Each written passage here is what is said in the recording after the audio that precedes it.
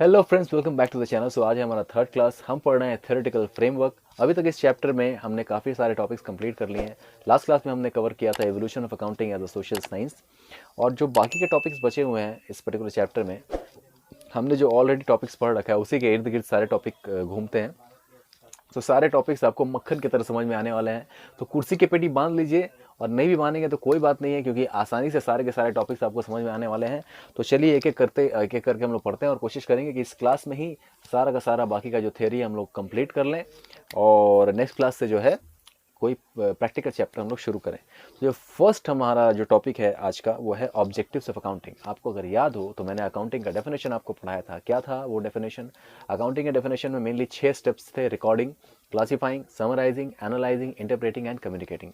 इन्हीं 6 स्टेप्स के इर्द गिर्द ऑब्जेक्टिव ऑफ अकाउंटिंग भी घूमता है। जी हाँ, आपको ऑलरेडी मैंने पढ़ा रखा है, और आपको अगर याद हो और नहीं भी याद हो तो आप जब ये पढ़ोगे ऑब्जेक्टिव ऑफ अकाउंटिंग तो आपको याद आ जाएगा। तो जो फर्स्ट ऑब्जेक्टिव है अकाउंटिंग का वो है सिस्टमेटिक रिकॉर्डिंग ऑफ ट्रांजैक्शन। यानी कि ट्रांजैक्शन को हम लोग सबसे पहले क्या करते हैं? रिकॉर्ड करते हैं। रिकॉर्ड कहाँ करते हैं बाबू? जर्नल में रिकॉर्ड करते हैं। जर्नल में क्या रिकॉर्ड करते हैं? 2 एस्पेक्ट रिकॉर्ड करते हैं।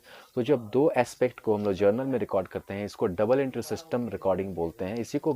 इसको ही सिस्टमेटिक रिकॉर्डिंग ऑफ ट्रांजैक्शन बोलते हैं। जब हम लोग जर्नल में किसी भी ट्रांजैक्शन को डबल एंट्री के हिसाब से रिकॉर्ड कर लेते हैं उसको सिस्टमेटिक रिकॉर्डिंग ऑफ ट्रांजैक्शन बोलते हैं। तो ये पहला स्टेप है अकाउंटिंग का, और ये ही पहला ऑब्जेक्टिव भी है अकाउंटिंग का। तो ये हमारा पहला ऑब्जेक्टिव समझ में आ गया। सेकंड ऑब्जेक्टिव है ascertainment of result of above recorded transaction. जो हमने ट्रांजैक्शन जर्नल में रिकॉर्ड किया उसके हेल्प से हम लेजर बनाएंगे, ट्रायल बैलेंस बनाएंगे, और ट्रायल बैलेंस के हेल्प से हम क्या बनाएंगे? Profit and loss account. तो अकाउंटिंग का दूसरा ऑब्जेक्टिव है कंपनी का प्रॉफिट एंड लॉस पता करना, यानी कंपनी का रिजल्ट पता करना। जो साल के अंत में प्रॉफिट एंड लॉस अकाउंट बनता है उससे हमें रिजल्ट पता चलता है, प्रॉफिट हुआ है या लॉस हुआ है। तो कंपनी का यही है दूसरा ऑब्जेक्टिव। अकाउंटिंग का दूसरा ऑब्जेक्टिव है कि कंपनी का प्रॉफिट एंड लॉस पता करना। तो ये भी आसानी से समझ में आ गया, मक्खन एकदम। तीसरा है ascertainment of the financial position of the company. ये लो, प्रॉफिट एंड लॉस अकाउंट बनाने के बाद हम क्या बनाते हैं? Balance sheet. और बैलेंस शीट से क्या पता चलता है? एसेट्स एंड लायबिलिटीज कंपनी की पता चलती है। तो उसी से तो पता चलता है कंपनी का फाइनेंशियल पोजीशन क्या है। तो अकाउंटिंग का तीसरा ऑब्जेक्टिव है कंपनी का फाइनेंशियल पोजीशन पता करना, जो कि बैलेंस शीट बनाएंगे तो पता चल जाएगा। कंपनी का चौथा ऑब्जेक्टिव है providing information to the users for rational decision making. यानी कि जो भी हमने अकाउंटिंग की, जो प्रॉफिट एंड लॉस अकाउंट बनाया, जो बैलेंस शीट बनाया, वो उठा के हम लोग यूजर्स के हाथ में दे देंगे, भैया देखिए और देख के अपना डिसीजन लीजिए कि आपको कंपनी के साथ रिलेशन रखना है या नहीं रखना है, और कैसा रिलेशन रखना है वो आप डिसाइड करिए। यानी कि जो भी इंफॉर्मेशन हम लोग अकाउंटिंग में रिकॉर्ड कर रहे हैं वो हमारे यूजर्स तक पहुंचे और वो अपना डिसीजन ठीक तरह से ले सकें। ये चौथा ऑब्जेक्टिव है अकाउंटिंग का। और पांचवा और आखिरी ऑब्जेक्टिव है अकाउंटिंग का to know the solvency position. Solvency position का मतलब हुआ कि कंपनी आगे जाकर के रन करेगी या बंद हो जाएगी। अकाउंटिंग के हेल्प से ही तो हमें पता चलेगा कि कंपनी की प्रॉफिट लॉसेस हो रही हैं, प्रॉफिट हो रही है तो कंपनी सॉल्वेंट रहेगी, या लॉसेस हो रही है तो कंपनी इंसॉल्वेंट हो जाएगी। अगर मान लो पिछले 10 सालों से कंपनी लगातार लॉसेस कर रही है तो कोई भी देख के बता देगा कि कंपनी अगले साल या उसके आगे आने वाले साल तक चल भी पाएगी या नहीं भी चल पाएगी, उसका कोई भरोसा नहीं। कोई भी देख के बता देगा कंपनी ये बंद हो सकती है। और लगातार पिछले 10 सालों से 15 सालों से कंपनी प्रॉफिट करती आ रही है तो कोई भी देख के बता देगा भैया ये कंपनी की सॉल्वेंसी पोजीशन जो है एकदम मजबूत है, और आगे भी धड़ल्ले से कंपनी प्रॉफिट कमाती रहेगी। फॉर एग्जाम्पल, अभी एक कंपनी का नाम लो, रिलायंस इंडस्ट्रीज। तो कई सालों से, पिछले कई सालों से कंपनी प्रॉफिट पर प्रॉफिट, प्रॉफिट पर प्रॉफिट कमाती जा रही है। और कंपनी का इतना प्रॉफिट है कि आप अगर देखोगे कितने कंपनी का उतना सेल्स नहीं होता जितना ये प्रॉफिट कमा लेती है। तो इसकी सॉल्वेंसी पोजीशन एकदम मजबूत है। दूसरी तरफ एक कंपनी का नाम लूँ, येस बैंक। ये एक ऐसी कंपनी है जो एकदम लॉस मेकिंग कंपनी है। और एक कंपनी बता दो, वोडाफोन आइडिया लिमिटेड, जिसका सिम कार्ड आप लोग यूज़ करते हो, ये भी एक लॉस मेकिंग कंपनी है। तो इनका जो सॉल्वेंसी पोजीशन है वो देख के लगता है कि बहुत ही डामाडोल है और ये कभी भी इंसॉल्वेंट हो सकती है कंपनी। जबकि रिलायंस काफ़ी दिनों से, काफ़ी सालों से प्रॉफिट कमाती आ रही है, तो इसका सॉल्वेंसी पोजीशन काफ़ी मजबूत है। अब सॉल्वेंसी के साथ एक और वर्ड आता है, वो है लिक्विडिटी पोजीशन। जब शॉर्ट टर्म में, यानी कि 1 साल के अंदर हम लोग कंपनी की फाइनेंशियल पोजीशन चेक करते हैं तो उसको लिक्विडिटी पोजीशन बोलते हैं। यानी कि 1 साल के अंदर कंपनी को जिसको जिसको पैसा देना है, अगर वो दे पाएगी, उसके बैलेंस शीट में उतना पैसा है कि उतने अपने एक साल के अंदर जो लायबिलिटी पे करना उसको पे कर पाएगी, तो हम लोग बोलेंगे कंपनी का लिक्विडिटी पोजीशन बहुत ही स्ट्रांग है। अगर नहीं कर पाएगी तो लिक्विडिटी पोजीशन वीक है। और अगर लॉन्ग टर्म लोन्स है, 10 साल, 5 साल, 15 साल, इस तरह के लोन है, उसको पे करने के लिए कंपनी के पास इनफ असेट्स हैं या नहीं कंपनी के बैलेंस शीट में, वो देख के हम लोग कंपेयर करेंगे कि कंपनी के लॉन्ग रन में क्या पोजीशन है, वो अपने लोन्स को पे ऑफ कर पाएगी या नहीं, डेट को चुका पाएगी या नहीं। तो वो कंडीशन को हम लोग बोलते हैं सॉल्वेंसी पोजीशन। अगर वो चुका पाएगी तो कंपनी को बोलेंगे कि ये सॉल्वेंट है। अगर देख के लगेगा कि कंपनी नहीं चुका पाएगी अपने लॉन्ग टर्म लोन्स को, तो हम बोलेंगे कि कंपनी इंसॉल्वेंट होने जा रही है।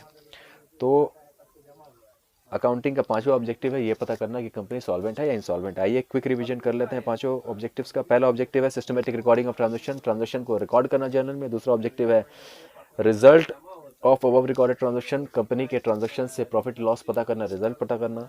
तीसरा ऑब्जेक्टिव है कंपनी का फाइनेंशियल पोजीशन बैलेंस शीट से पता कर लेना। चौथा ऑब्जेक्टिव है जो भी हमने तैयार किया पीएल बैलेंस शीट वो यूजर्स को प्रोवाइड करना ताकि वो अच्छा डिसीजन ले सकें। और पांचवा ऑब्जेक्टिव है कि कंपनी के सॉल्वेंसी पोजीशन को पता करना, कंपनी सॉल्वेंट है या इंसॉल्वेंट होने वाली है।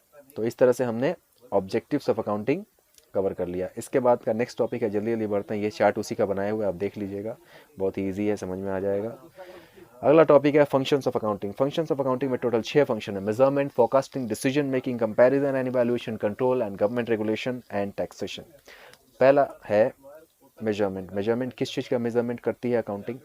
अकाउंटिंग के हेल्प से हम पता कर पाते हैं accounting measures past performance of the business entity and depicts its current financial position. Accounting के हेल्प से हमारे कंपनी के पास्ट परफॉर्मेंस के बारे में पता चलता है, यानी कि पिछले सालों के अकाउंटिंग रिकॉर्ड्स निकाल के देख लेंगे, पिछले सालों का प्रॉफिट एंड लॉस अकाउंट निकाल कर देख लेंगे तो पता चल जाएगा कि कंपनी प्रॉफिट करते आ रही है कि लॉस करते आ रही है, तो पास्ट परफॉर्मेंस पता चल जाएगा। और करंट फाइनेंशियल पोजीशन कैसे पता चलेगा? कंपनी के इस साल का करंट ईयर का बैलेंस शीट देख लेंगे तो कंपनी का फाइनेंशियल पोजीशन पता चल जाएगा। तो ये दोनों चीज़ मेजर करने में अकाउंटिंग का पहला फंक्शन है, फंक्शन ऑफ अकाउंटिंग ये पहला ही है, मेजरमेंट। ये दोनों चीज़ मेजर करने में हेल्प करती है अकाउंटिंग। दूसरा है फोरकास्टिंग। जिस तरह से हम लोग अकाउंटिंग रिकॉर्ड्स को देख करके पास्ट परफॉर्मेंस के बारे में पता कर ले रहे हैं, उसी तरह से उन्हीं पास्ट परफॉर्मेंस के आधार पर हम ये अंदाज़ा लगा सकते हैं कि कंपनी फ्यूचर में कैसे परफॉर्म करेगी और फ्यूचर में कंपनी का फाइनेंशियल पोजीशन कैसा रहेगा। तो जब ये अंदाज़ा लगाएंगे हम लोग कि कंपनी फ्यूचर में कैसा परफॉर्म करेगी और उसका फाइनेंशियल पोजीशन कैसा रहेगा, उसको हम लोग बोलते हैं फोरकास्टिंग। तो ये अकाउंटिंग का दूसरा फंक्शन है। पहला था मेजरमेंट, दूसरा है फोरकास्टिंग, तीसरा है डिसीजन मेकिंग। जो अकाउंटिंग रिकॉर्ड्स हम लोग यूजर्स को देते हैं उससे वो डिसीजन लेते हैं, तो ये तीसरा फंक्शन है। यूजर्स जब डिसीजन लेते हैं अपने बिजनेस से रिलेटेड, हमारे मतलब बिजनेस के साथ वो रिलेशन रखना चाहते हैं या नहीं, एज अ यूज़र वो अकाउंटिंग के रिकॉर्ड्स को देखकर ही वो डिसीजन लेते हैं। तो अकाउंटिंग का ये तीसरा फंक्शन है, डिसीजन मेकिंग। चौथा है comparison and evaluation. Accounting assesses performance achieved in relation to targets. Accounting के हेल्प से हमें पता चलता है कि कंपनी ने जो टारगेट रखा था अपने प्रॉफिट का या सेल्स का, वो अचीव किया या नहीं। मान लो कंपनी ने 100 करोड़ सेल करने का टारगेट रखा था और अकाउंटिंग रिकॉर्ड्स आया, पता चला कि कंपनी ने 120 करोड़ का सेल किया है, तो पता चल गया कि अकाउंटिंग ने अपना टारगेट अचीव कर लिया। या अगले साल ऐसा हुआ 100 करोड़ का टारगेट रखा था, 80 करोड़ ही कंपनी ने सेल कर पाया, तो ये भी हम लोग कंपेयर करके पता कर लेंगे कि अपना टारगेट कंपनी ने अचीव नहीं कर पाया। तो कंपैरिजन करने में अकाउंटिंग का बहुत बड़ा रोल है। अकाउंटिंग के हेल्प से ही हमें पता चलता है, कंपैरिजन कर पाते हैं हम लोग कि कंपनी ने अपना टारगेट्स अचीव किया है या नहीं। आगे बोलते हैं and discloses information regarding accounting policy contingent liability which play an important role in predicting, comparing and evaluating the financial results. Accounting के हेल्प से हमें और भी चीज़ें पता चलती हैं, जैसे अकाउंटिंग पॉलिसीज़। कोई भी अकाउंटिंग की जाती है, तो अभी तो हम लोग स्टार्ट कर रहे हैं सीखना, तो अकाउंटिंग पॉलिसीज़ के बारे में आपको नहीं पता होंगी, लेकिन जब भी अकाउंटिंग होती है तो कुछ अकाउंटिंग पॉलिसीज़ के बेसिस पे होती है। वो अकाउंटिंग पॉलिसीज़ क्या हम लोग आगे पढ़ेंगे।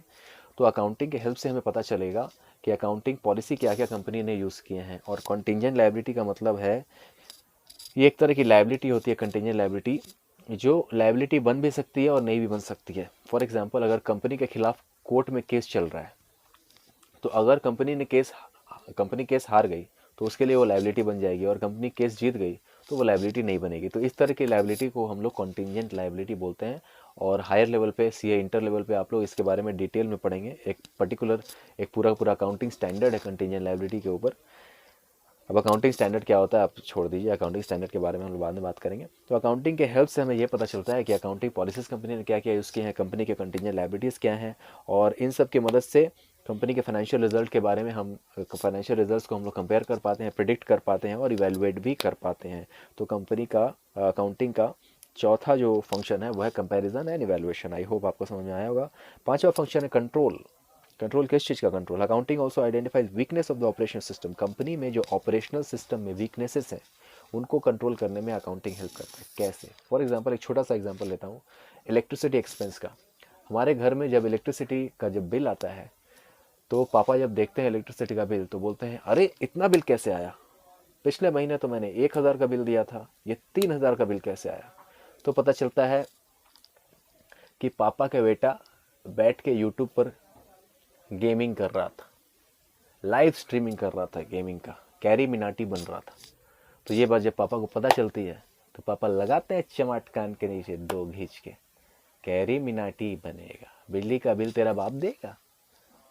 तो इससे पता चलता है कि इलेक्ट्रिसिटी खर्चा बढ़ा है। कैसे बढ़ा है? बेटे ने बहुत ज़्यादा गेमिंग करी है, लाइव स्ट्रीमिंग करी है, यूट्यूब बहुत चलाया है और एसी चला चला के यूट्यूब घाटा है। तो इससे पता चलता है कि भाई इलेक्ट्रिसिटी ज़्यादा कंज्यूम हुई है। पापा को जब पता चलता है तब उनको समझ में आता है कि हाँ, इस वजह से इलेक्ट्रिसिटी का बिल ज़्यादा आया है। उसी तरह से जब कंपनी में इलेक्ट्रिसिटी का बिल बढ़ता है तो जो हाई लेवल मैनेजर्स हैं, जो जिनके जिम्मे में ये सारी चीज़ें होती हैं, वो देखते हैं कि भाई क्यों बढ़ रहा है, हमने कहीं नया नया ऑफिस तो नहीं खोला है।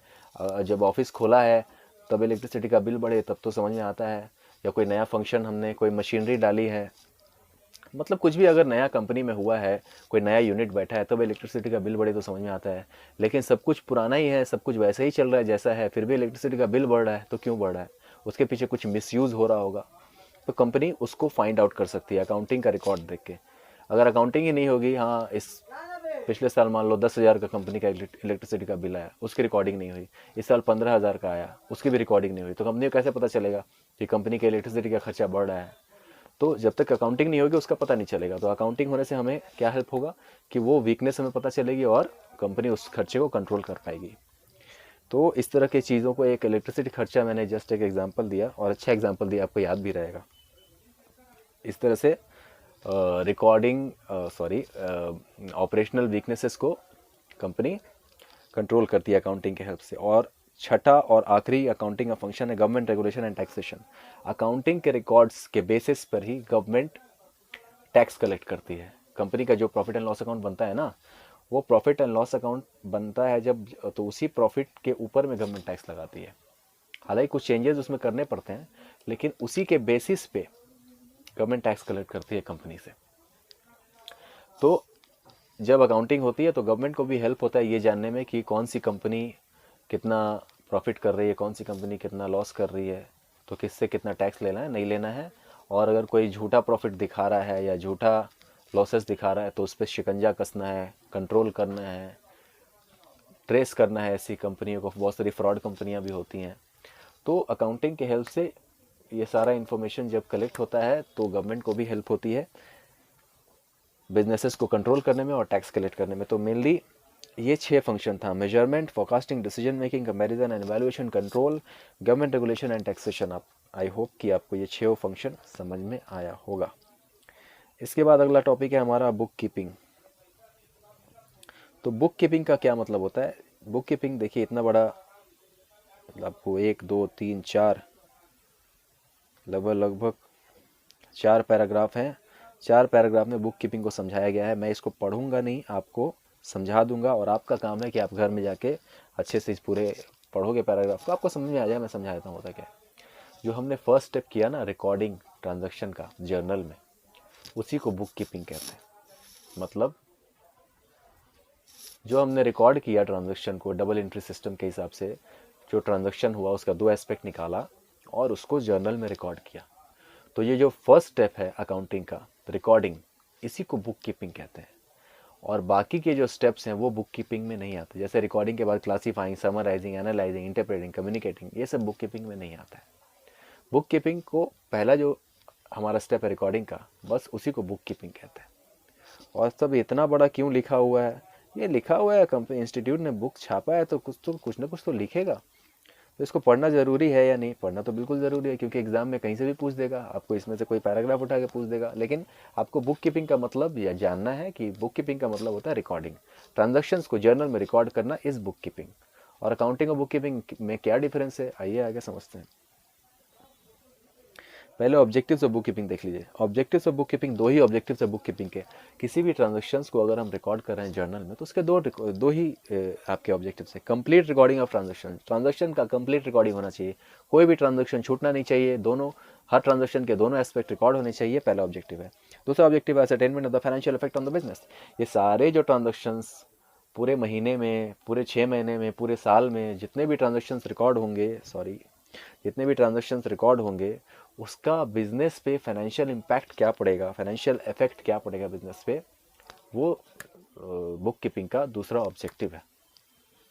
तो जितने भी ट्रांजेक्शन्स होंगे उसका रिकॉर्डिंग है पहला ऑब्जेक्टिव, और दूसरा ऑब्जेक्टिव है ये जानना कि जितने भी ट्रांजेक्शन्स रिकॉर्ड हुए उसका फाइनेंशियल इफेक्ट बिजनेस पे क्या पड़ेगा। तो जितने भी ट्रांजेक्शन्स रिकॉर्ड होते हैं वो इकट्ठा हो जाते हैं ट्रायल बैलेंस में, और ट्रायल बैलेंस से प्रॉफिट एंड लॉस अकाउंट बनता है। तो हमें पता चल जाता है कि उन सारे ट्रांजेक्शन्स का इफेक्ट बिजनेस पे क्या पड़ा जब प्रॉफिट एंड लॉस अकाउंट बनता है तब। तो ये बुक कीपिंग का दो ऑब्जेक्टिव है। अब आ गए distinction between book keeping and accounting. Distinction का मतलब difference between book keeping and accounting. तो अकाउंटिंग और बुक कीपिंग में टोटल 6 डिफरेंस बताए गए हैं।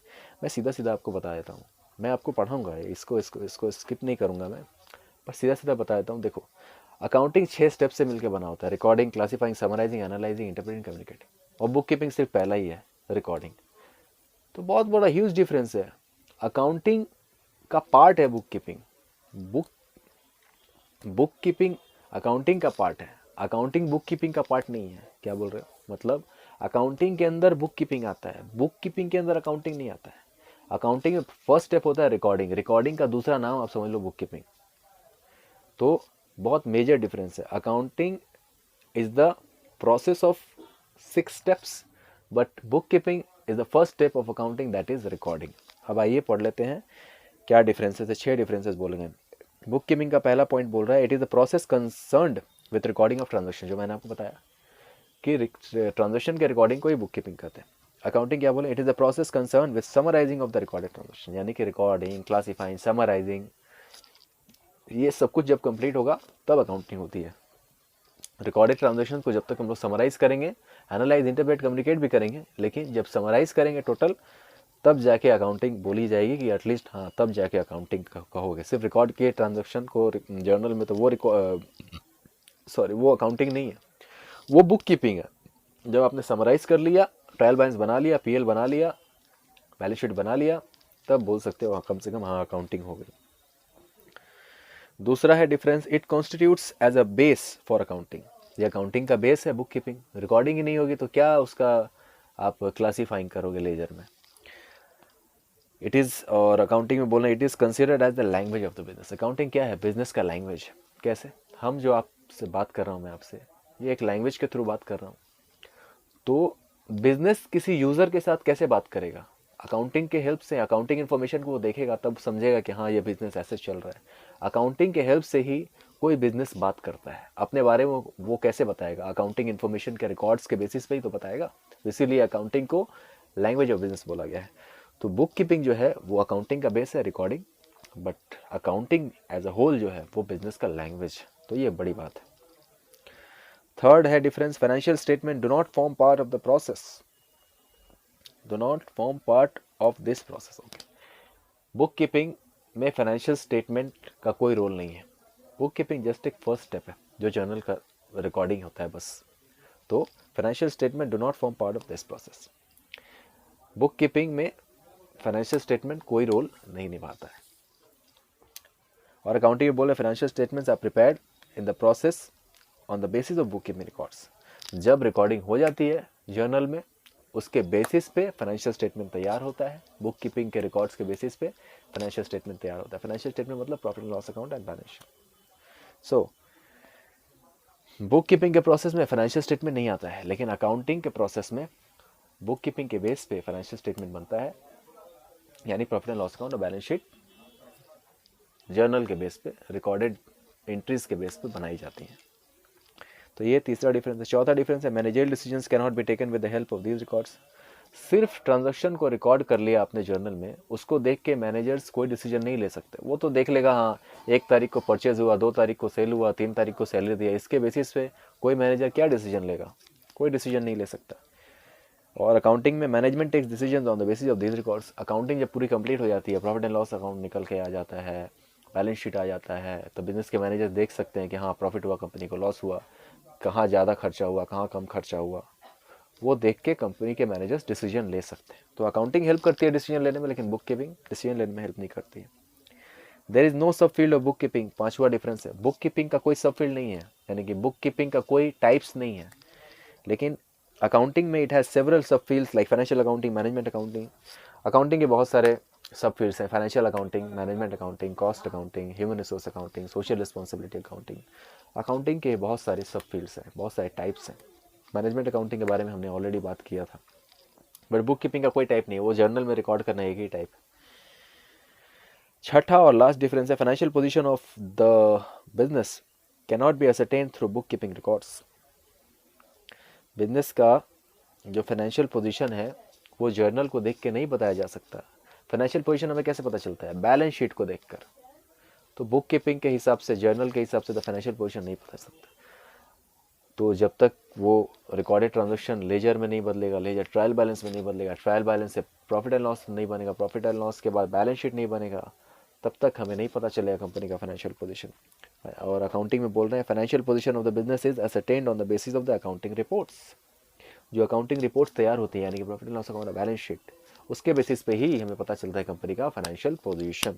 तो ये है 6 डिफरेंसेस बुक कीपिंग और अकाउंटिंग के। आई होप आपको समझ में आया होगा। एक छोटा सा डायग्राम है, जैसे मैंने आपको बताया था कि बुक कीपिंग जो है वो अकाउंटिंग का पार्ट है। बुक कीपिंग अकाउंटिंग के अंदर में आता है। बुक कीपिंग जो है वो अकाउंटिंग के अंडर में आता है, अकाउंटिंग बुक कीपिंग के अंडर में नहीं आता है। समझ में आ गया आपको? So book keeping is the part of accounting, और ये दोनों मिलके बनाते हैं अकाउंटेंसी सब्जेक्ट को। जब बुक कीपिंग और अकाउंटिंग हम लोग समझ लेते हैं, तो इसी ये दोनों को मिला के ही ये सब्जेक्ट बना है, जिसको हम लोग अकाउंटेंसी बोलते हैं। तो बुक कीपिंग और अकाउंटिंग जब हो जाती है, तो इसी को हम लोग अकाउंटेंसी बोलते हैं। सो अभी के लिए इतना ही। Abhishek Kumar Mishra signing off.